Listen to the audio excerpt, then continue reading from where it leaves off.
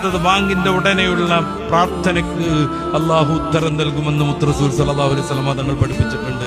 നോമ്പ് തുറന്ന് ഉടനെയുള്ള പ്രാർത്ഥനയ്ക്ക് വലിയ ഉത്തരം കിട്ടും. ഏറ്റവും പ്രധാനപ്പെട്ട 2-3 പ്രാർത്ഥന ഒരുക്കി വെക്കണം ആ സമയത്ത് നിർവഹിക്കാൻ വേണ്ടി. റബ്ബനാ ആതിനാ ഫിദ്ദുനിയാ ഹസന, ഏറ്റവും ശ്രേഷ്ഠമായ പ്രാർത്ഥന നടത്താം. മോളെ കല്യാണം പറയാം, ബന്ധുമിത്രാദികളുടെ ആരോഗ്യം പറയാം, മക്കളുടെ ജോലി പറയാം. ഏതാ സന്ദർഭം എന്ന് ആലോചിച്ച് നോക്ക്.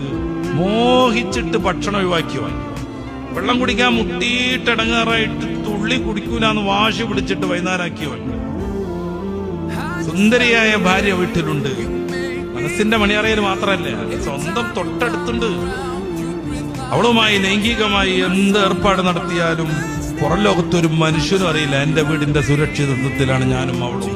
പക്ഷെ തൊട്ടില്ല. എന്തേ? അള്ളാഹു പറഞ്ഞു തൊടാൻ പാടില്ല, നോമ്പാണ് എന്ന്. ഇങ്ങനെ റബ്ബിന് വേണ്ടി സർവൻ ത്യജിച്ച് പ്രതീക്ഷാപൂർവം നോമ്പ് തുറന്നിരിക്കുന്ന ആ ഒരു സന്ദർഭത്തെ ഒന്ന് വിലയിരുത്തി നോക്കി. അപ്പൊ പറയാണ് റബ്ബിനോട്, പടച്ചോനെ എന്റെ അമ്മക്ക് ഉപ്പാക്ക് പുറത്തു കൊടുക്കണം, ഖബറിലാണ് ഉള്ളത് എന്ന്. അള്ളാഹു സ്വീകരിക്കും.